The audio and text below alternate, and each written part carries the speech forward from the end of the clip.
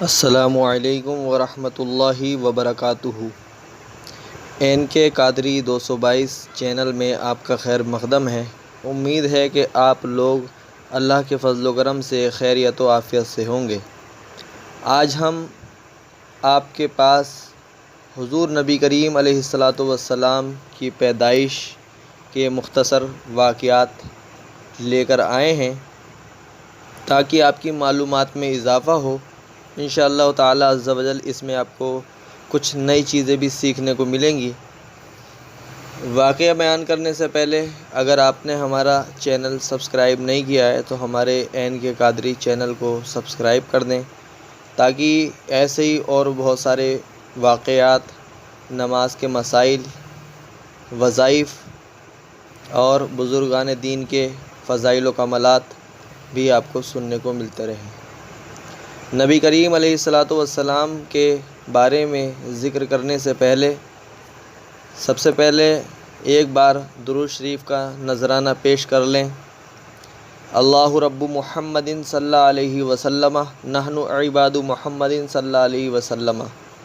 اللہ عز و جل کے آخری نبی صلی اللہ تعالیٰ علیہ وآلہ وسلم کا فرمان عالی شان ہے، وَصَلُّوا عَلَيَّ فَإِنَّ صَلَاتُكُمْ تبلغونی حیث کنتم۔ نبی پاک علیہ الصلاۃ والسلام نے فرمایا، تم مجھ پر درود پاک پڑھا کرو، بے شک تمہارا درود مجھ تک پہنچتا ہے چاہے تم جہاں بھی ہو۔ سبحان اللہ۔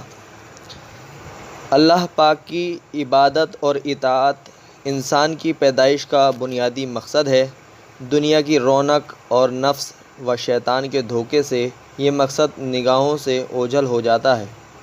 اس مقصد کو یاد دلانے اور انسان کو سیدھی راہ پر چلانے کے لیے اللہ کریم نے مختلف زمانوں میں کئی انبیاء کرام بھیجے۔ انبیاء کرام انسان کو اس مقصد کی حقیقی پہچان کرواتے ہیں اور اس کی ہدایت و رہنمائی فرماتے ہیں۔ یہ انبیاء کرام مختلف زمانوں میں مخصوص قوموں اور ملکوں کی طرف بھیجے گئے۔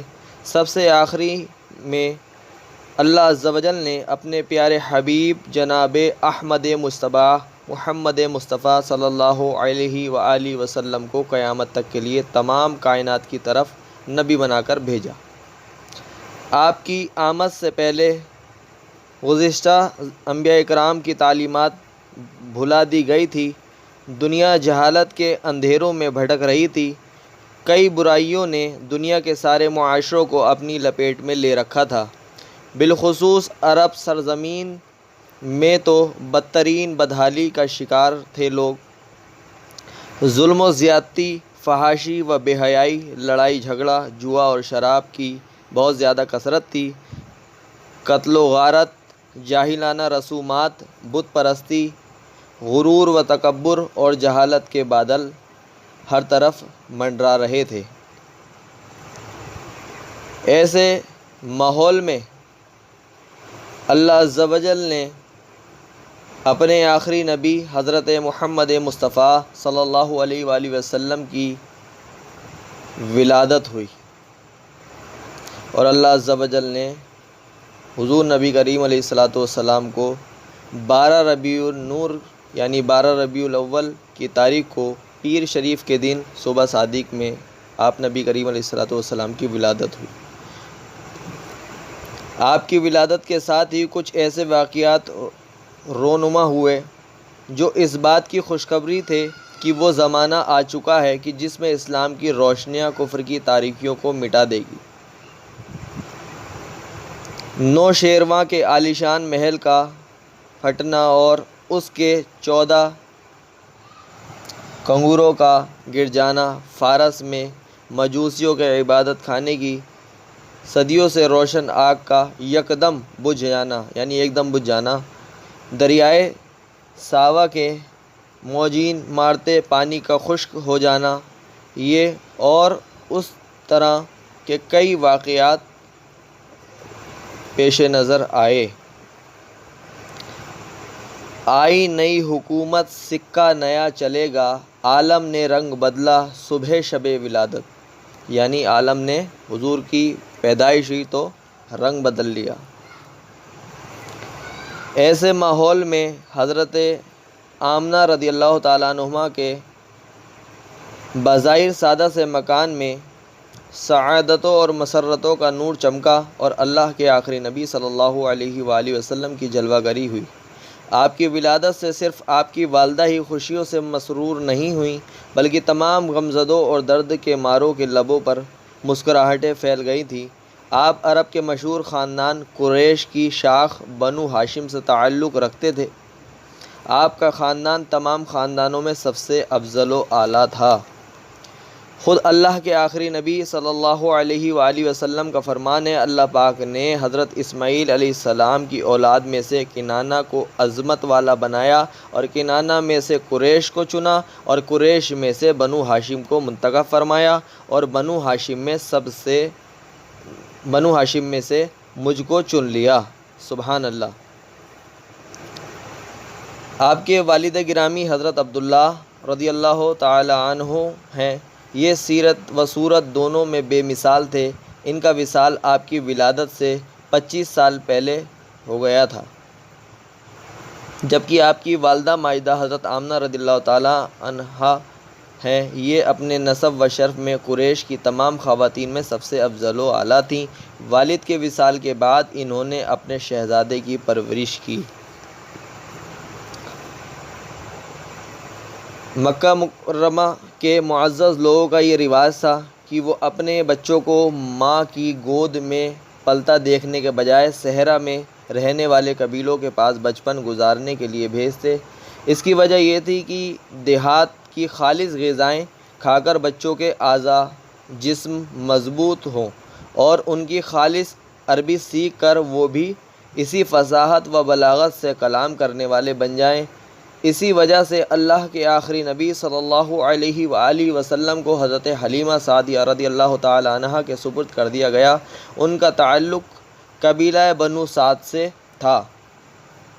یہ قبیلہ عربیت اور فصاحت میں اپنا جواب نہیں رکھتا تھا۔ حضرت حلیمہ اپنے قبیلے کی خواتین کے ساتھ مکہ میں بچے کو رضاعت پر لینے کے لیے آئیں۔ حضرت حلیمہ کی قسمت کا ستارہ اپنے عروج پر تھا کہ آپ کو 2 سال تک حضور نبی کریم علیہ السلام کو دودھ پلانے کا شرف حاصل ہوا۔ حضور نبی کریم علیہ السلام کو دودھ پلانے میں بہت ساری برکتوں کا بھی ظہور ہوا۔ بعض روایت کے مطابق بی بی حلیمہ کے علاوہ مزید 6 خوش قسمت خواتین نے آقا کریم صلی اللہ تعالی علیہ وآلہ وسلم کو دودھ پلایا ہے۔ ان تمام عورتوں کو دولت ایمان نصیب ہوا ہے۔ سبحان اللہ۔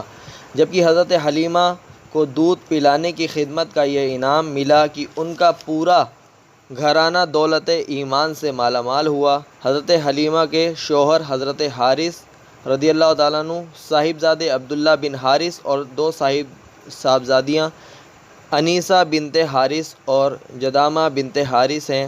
جدامہ بنت حارث ہی شیمہ کے نام سے مشہور ہیں، جو اللہ کے آخری نبی صلی اللہ علیہ وسلم کی بڑی رضائی بہن تھیں اور آپ کو گود میں کھلاتی اور لوریاں سناتی تھیں۔ سبحان اللہ۔ حضرت حلیمہ سعدیہ رضی اللہ تعالیٰ عنہ جب اللہ کے آخری نبی صلی اللہ علیہ وسلم کو لینے کے لیے آپ کے مکان عالیشان پر پہنچی تو فرماتی ہیں، میں نے دیکھا کہ آپ سفید کپڑے میں لپٹے ہوئے ہیں، آپ کے پاس سے خوشبو اٹھ رہی ہے، سبز رنگ کا ریشمی کپڑا نیچے بچھا ہوا ہے، پیٹھ کے بل آرام فرما رہے ہیں۔ میں نے آہستہ سے قریب ہو کر اپنے ہاتھوں پر حضور نبی کریم علیہ السلام کو اٹھا لیا، آپ کے سینے مبارک پر ہاتھ رکھا تو آپ مسکرانے لگے، اپنی آنکھیں کھول دیں آپ نے اور مجھے دیکھنے لگے۔ میں نے محسوس کیا کہ ان آنکھوں سے انوار نکل رہے ہیں اور آسمان کو چھو رہے ہیں۔ بے اختیار ہو کر میں نے آپ کی دونوں آنکھوں کے درمیان یعنی بیچ میں بوسہ دے دیا اور آپ کو اپنے سینے سے لگا لیا۔ سبحان اللہ۔ تو امید ہے کہ آپ کو یہ واقعہ مختصر پسند آیا ہوگا۔ ایسے ہی اور بہت سارے واقعات کے لیے آپ ہمارے چینل NK قادری کو سبسکرائب کریں تاکہ ایسے ہی بہت سارے واقعات، مسائل نماز اور وظائف اور بھی دینی معاملات کے لیے آپ کو ہم آڈیو پہنچاتے رہیں۔ کمنٹ باکس میں بتائیں کہ آپ کو کیسی لگی یہ ویڈیو آڈیو، اور اللہ کریم اپنے محبوب کے صدقے ہم سب کو بخش دے اور آخرت کی تیاری کرنے کی توفیق اور رفیق عطا فرمائے۔ السلام علیکم ورحمۃ اللہ وبرکاتہ۔